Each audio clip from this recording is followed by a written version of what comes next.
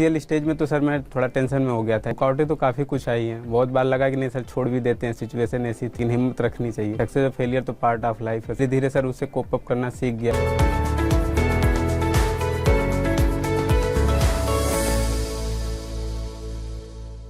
कोशिश करने वालों की कभी हार नहीं होती।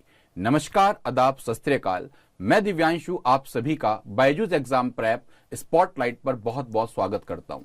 साथियों, अभी हाल फिलहाल में यूपी पीएससी 2022 के रिजल्ट जारी हुए हैं और इस रिजल्ट में दोस्तों सफलता हासिल की है राम विशाल चौरसिया जी ने और इन्होंने रैंक 15 हासिल कर वीडियो की पोस्ट हासिल की है। आज मेरे साथ चौरसिया जी अपनी सफलता की यात्रा को शेयर करेंगे और आप सभी लोग दोस्तों इस यात्रा को बहुत ध्यानपूर्वक समझें और अपनी इस तैयारी के माहौल को एक अग्रिम अवस्था की ओर बढ़ाने की कोशिश करें। हेलो चौरसिया जी, कैसे हैं आप? Hello sir. तो कैसा लग रहा है आपको सिलेक्ट होके? सर अच्छा ही लग रहा है सर, अच्छा लग रहा है। तो कब से आपके मन में आया कि मुझे यूपी पीएससी देना चाहिए, सिविल सर्विस ज्वाइन करनी चाहिए? सर सिविल सर्विसेज का प्लान तो सर बचपन से ही था सर, तो वहीं से मोटिवेशन आई है सर।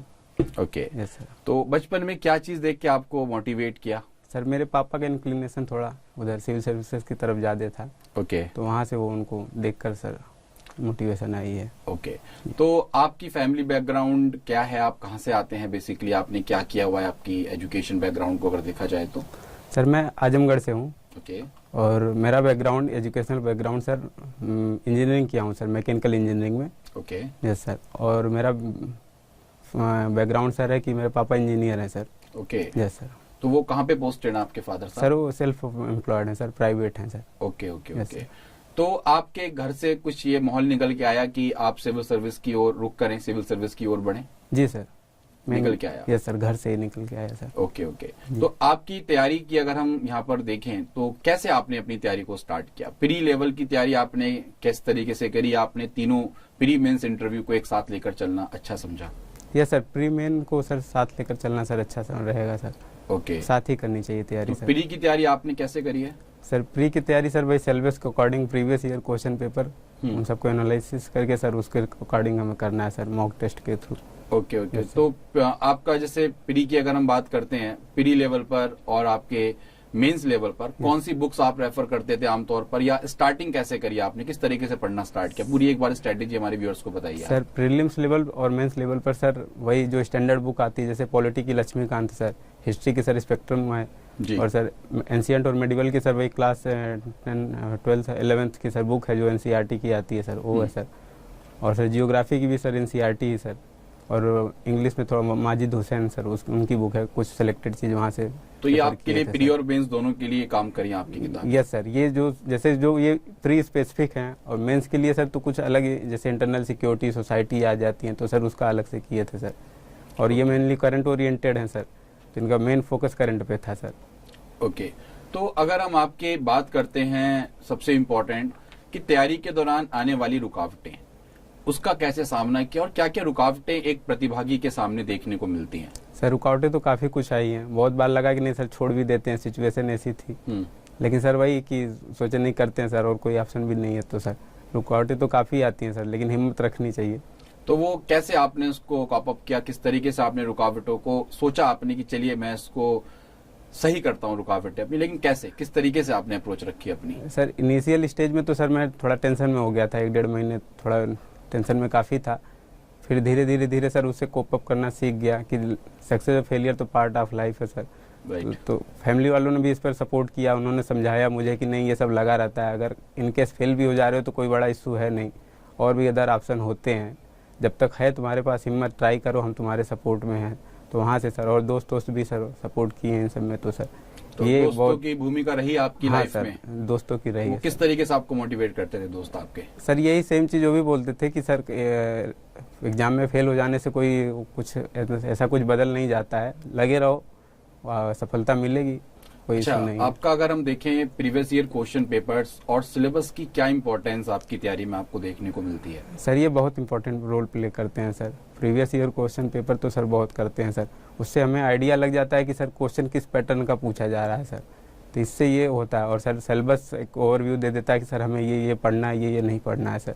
तो क्या ऐसा देखा जाता है कि प्रीवियस ईयर क्वेश्चंस के बेस पे जो आने वाला पैटर्न रहेगा एग्जाम का वो रहता है क्या? Yes sir, previous year question के बेस पे ही पैटर्न मेनली डिसाइड रहता है लगभग कि हम अप्रॉक्स गेस कर सकते हैं कि सर इस टाइप का पैटर्न रहता है। कितने साल तक के पेपर आपने कैरी किए, कितने साल तक के पेपर आपने देखे हैं? सर 10-15 साल के देखे हैं सर। 10-15 साल के? यस सर, देखे हैं। ओके, तो अगर हम थोड़ा सा आते हैं अब मेंस आंसर राइटिंग के ऊपर। जी सर। प्री का आप बता चुके हैं कि आप प्रीवियस ईयर पेपर सिलेबस के अकॉर्डिंग कर सकते हैं। मेंस आंसर राइटिंग और प्री का जो लेवल है जो हम पढ़ रहे हैं, उसमें कैसे एक स्टूडेंट सामंजस्य बैठाए अपना, कैसे वो कोऑर्डिनेशन कर सके प्री और मेंस के सब्जेक्ट्स को एक साथ कॉप अप करते हुए? सर जो मेजर सब्जेक्ट है सर वो तो कॉमन ही है सर, जैसे polity, economy, geography, history, art and culture sir, ये तो है, और साइंस। तो इन्हें तो सर हमें दोनों को साथ लेकर चलना चाहिए सर। उसके प्री और मेंस पर्सपेक्टिव दोनों उस पर रखना चाहिए। कुछ पोर्शन ऐसे हैं जो सर उसमें जैसे आ जाते हैं एक्स्ट्रा सोसाइटी, तो सर ये करंट ओरिएंटेड है, तो इनको मेनली करंट से बेस्ड कंक्लूड करके सर उससे कनेक्ट करके सर उसे पढ़ना चाहिए सर, ये है। और बाकी सर ये सब बाकी जो सब्जेक्ट हैं इनको सर साथ में ही प्री और मेंस पर्सपेक्टिव दोनों नज़रिए से देखते रहना चाहिए। उसका क्या मतलब, किसी भी इशू को पढ़ रहे हैं, टॉपिक को पढ़ रहे हैं, तो उसका एडवांटेज डिसएडवांटेज या उसकी कैरेक्टरिस्टिक उस पर भी फोकस रहना चाहिए सर। वो मेंस में हेल्प करता है थोड़ा सा। Very good. अच्छा, दूसरी बात मैं आपसे कहूंगा, आपका ऑप्शनल सब्जेक्ट क्या रहा था 2022 में? जी, इकोनॉमिक्स था sir. Economics subject, Yes, very sir. Rare subject, बहुत Yes. बच्चे भी पीसेस में कम लेते हैं। जी सर। तो अगर देखिए, अब तो ऑप्शनल, साथियों आपको पता होगा सब स्टूडेंट्स को ऑप्शनल खत्म हो चुका है हमारे एग्जाम से फिलहाल, तो यूपी स्पेशल का एडअप हुआ है। तो आप कैसा समझते हैं कि ऑप्शनल को एंड करके आयोग ने जो यूपी स्पेशल सब्जेक्ट्स ऐड किए, क्या ये अच्छा कदम है या नहीं? सर मेजॉरिटी स्टूडेंट के पर्सपेक्टिव से देखा जाए तो सर ये अच्छा कदम है, क्योंकि वो जो असमंजस बना रहता था लड़कों के बीच में कि नहीं ये लेवल प्लेइंग फील्ड प्रोवाइड नहीं करता है, तो सर ये इशू सॉल्व हो जाएगा। और जो कमीशन के ऊपर जो कोर्ट केस चलता था तो वो भी प्रॉब्लम सॉल्व हो जाएगा सर। राइट। ये है सर। और सर दूसरा ये है कि इससे अगर यूपी स्पेसिफिक सब्जेक्ट अगर आया है सर इसमें सिलेबस में, तो सर ये इससे है कि हमें यूपी का थोड़ा और पढ़ेंगे तो उससे हमें यूपी के रिलेटेड जानकारी रहेगी सर, तो वो बेटर रहेगा, क्योंकि हमें जॉब वही करनी है, तो सर एक बेसिक अंडरस्टैंडिंग रहनी चाहिए हमें यूपी के। अच्छा, जैसे अगर हम मेंस की बात कर रहे थे, मेंस बच्चों को, खासकर मेंस में काफी दिक्कतें स्टूडेंट्स को हमारे रहती हैं, एस्पिरेंट्स को। तो मेंस में जैसे हमारे GS1, GS2, GS3, GS4 के पेपर है सपोज, तो क्या अप्रोच आप रखते थे? मतलब किस तरीके से आप अपना तैयारी को आपने आयाम दिया अपनी? सर अप्रोच यही रही है कि सर GS1 का तो सर हिस्ट्री, जियोग्राफी और सोसाइटी यही सिलेबस में है सर मेनली, और world history, art and culture ये भी है सर। तो ये प्री के साथ ही इसको डिटेल में पढ़ा जाए, जैसे 18 से 57 का रिवोल्ट है सर, तो उसमें स्पेक्ट्रम में काफ़ी अच्छे से दे रखा है, उसमें उसका क्या रीजन थे, इमीडिएट रीजन क्या थे, इसके बैकलॉस क्या हुए हैं सर, ये सब सर उसमें अच्छे से दिया है। तो दोनों प्री और मेंस के पर्सपेक्टिव से इसी तरह हर टॉपिक को हमने देखा था सर। और जो इम्पोर्टेंट पॉइंट है, जैसे 4-5 पॉइंट पूरा पेपर में तो लिख नहीं सकते सर वहाँ पे, तो जो मेजर है, जो हमें पसंद आ गया, जो वैलिड थोड़ा सा अच्छा रहे, तो उसको सर मार्क कर लेते थे। तो सिर्फ मेंस के लिए वही पढ़ के जाते थे सर, वही 5 पॉइंट 6 पॉइंट सर की वही एग्जैक्टली लिख के थोड़ा सा मॉडिफाई करके वहाँ पे अपने अनुसार लिख के आ जाएंगे। अच्छा, नोट्स मेकिंग और आपका अगर हम देखें PDF कलेक्शन, कि हम आजकल डिजिटल जमाना है, डिजिटल दौर चल रहा है, तो बच्चे PDF काफी प्रेफर करते हैं। जब जहां देखो PDF का जमाना चल रहा है, तो आप PDF को नोट्स मेकिंग से कैसे अलग करते हैं और कैसे उसमें सामंजस्य बिठाने की कोशिश करेंगे? सर PDF जैसे सर आजकल बहुत हेल्पफुल हो गया है। इससे क्या है कि हर चीज़ की हमें नोट्स बनाने की ज़रूरत नहीं है, वहाँ पे भी हम हाईलाइट कर सकते हैं, ऑप्शन है हमारे पास, अंडरलाइन कर सकते हैं, तो उसमें सर काफ़ी हेल्प करता है। जैसे स्टैटिक पोर्शन है वहाँ के लिए तो बुक ठीक है सर, राइट। प्लस लेकिन जो करंट अफेयर है तो सर हर चीज़ का वहाँ पे स्टैटिक में बुक में मिल नहीं पाता है, तो वहाँ के लिए सर PDF बहुत रोल प्ले करता है सर। तो वहाँ पे हाईलाइट कर लेंगे और सर समरी देख लेते हैं एक बार लास्ट टाइम में सर। अच्छा, अगर हम नोट्स मेकिंग की बात करें, जी सर, तो नोट्स मेकिंग ज्यादा इंपॉर्टेंट होता है, रोल नहीं होता नोट्स मेकिंग का आपकी तैयारी में? इम्पोर्टेंट होता है सर, लेकिन सबके अपने अपने तरीके होते हैं सर। कुछ लोग हाथ से लिखना पसंद करते हैं, कुछ लोग उसी में अंडरलाइन कर लेते हैं बुक में ही कि वही पर्सपेक्टिव में वही चीज देखनी है सर। अच्छा, आपने बायजूस एग्जाम प्रैप को फॉलो किया, तो आपने कैसी क्लासेस ली, किस तरह की क्लासेस ली, क्या फर्क पड़ा आपको बायजूस एग्जाम प्रैप की क्लासेस लेने के बाद? थोड़ा इम्पैक्ट पड़ा है आपकी क्लास? सर क्लियरिटी टॉपिक पे सर थोड़ी बढ़ गई है सर, क्लियरिटी। कौन कौन सी क्लासेस आपने प्रेफर करी स्पेशली? सर जैसे वहाँ एडिटोरियल का देखे हैं सर हम, और सर वहाँ वेबसाइट पे सर जो भी टॉपिक हम सर्च करते हैं वहाँ पे सर वो आ जाता है।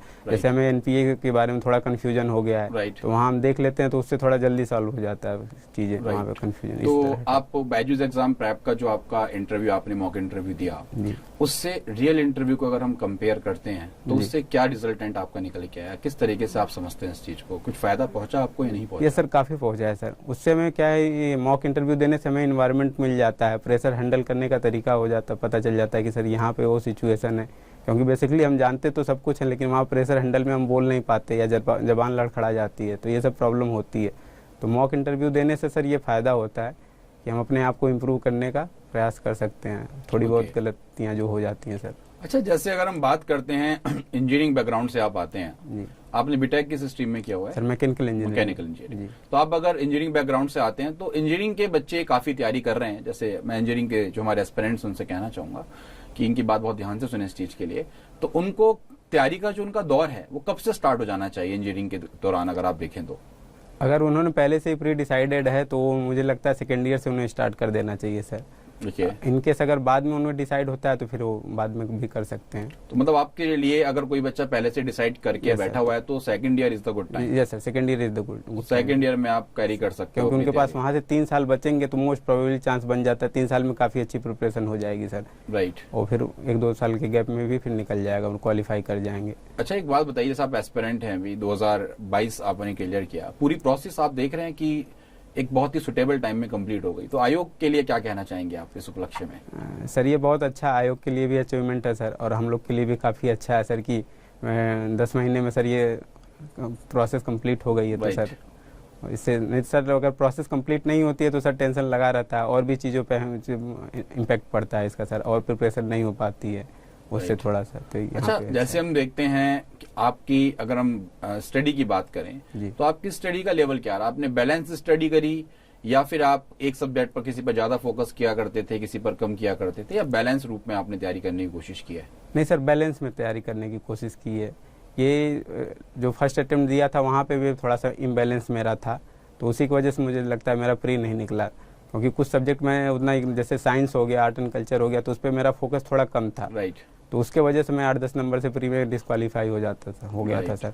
तो फिर वहाँ मैं वो टॉपिक जब कवर कर लिया तो फिर मेरे अच्छे मार्क्स आने लगे, अब कट ऑफ से भी 10-15 नंबर मार्क्स ऊपर आने लगे सर। राइट। तो कहीं ना कहीं मतलब बैलेंस स्टडी की बहुत इंपॉर्टेंस हमें देखने को मिलती है हमारी तैयारी के दौरान। जी सर, बैलेंस स्टडी करनी चाहिए, क्योंकि हमें नहीं पता है किस टॉपिक से क्वेश्चन ज़्यादा आ जाए, वो जस्ट हम प्रेडिक्ट Right. कर सकते हैं। तो इसीलिए बैलेंस स्टडी रहेगी तो हम अप्रॉक्स कर सकते हैं, हर टॉपिक से कर लेंगे तो उससे फर्क उतना पड़ेगा नहीं सर, तो वहाँ पे हम कट ऑफ क्रॉस कर जाएंगे। साथियों देखिए, बहुत बड़ी बात यहाँ पर की है यहाँ पर चौरसिया जी ने, कि आप ये मान के चलिएगा बैलेंस स्टडी आपको कम से कम, अगर आप जैसे इनकी कट ऑफ पहले रुकती थी प्री एग्जामिनेशन में, अब आप देख सकते हैं प्री से भी कट ऑफ में ऊपर नंबर इनके आ रहे हैं। तो ये बहुत बड़ी बात होती है कि आप एक इंडिविजुअल सब्जेक्ट पर बहुत ज्यादा फोकस ना करें।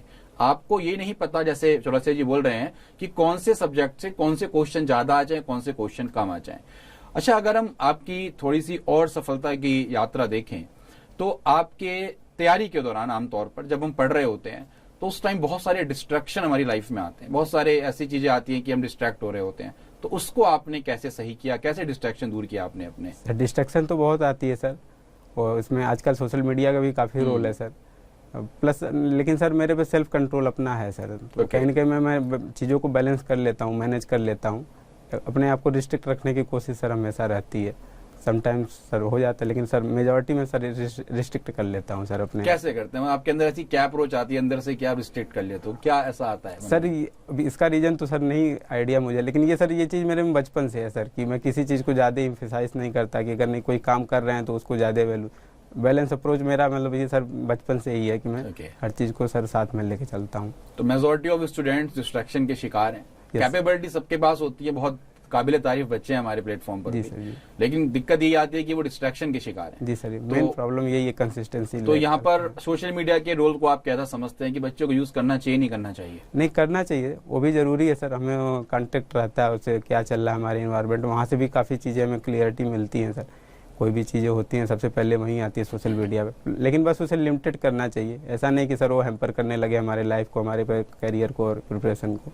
लिमिटेड यूज करना चाहिए, और अपने स्टडी से कनेक्टेड उसे यूज करना चाहिए, उसी पेज को फॉलो करिए। अच्छा, अगर हम बात करते हैं रिसोर्सेज की, जी। जो हमारे पास रिसोर्सेज अवेलेबल हैं, जी सर, क्या आप मल्टीपल रिसोर्सेज यूज किया करते थे या फिर आप कोशिश किया करते थे कि लिमिटेड रिसोर्स से मैं पढ़ाई करूं? आपकी क्या अप्रोच रही इसमें? सर लिमिटेड ही रिसोर्स किए हैं सर, मल्टीपल रिवीजन में फोकस रहा है सर, लिमिटेड रिसोर्स से ही। एग्जैक्टली। देखिए दोस्तों, एक और नई बात यहाँ पर बहुत शानदार बात बोली है, लिमिटेड आप लोगों का यहाँ पर रिसोर्स और मैक्सिमम रिवीजन, यही एक कैंडिडेट की सक्सेस की पहचान होती है।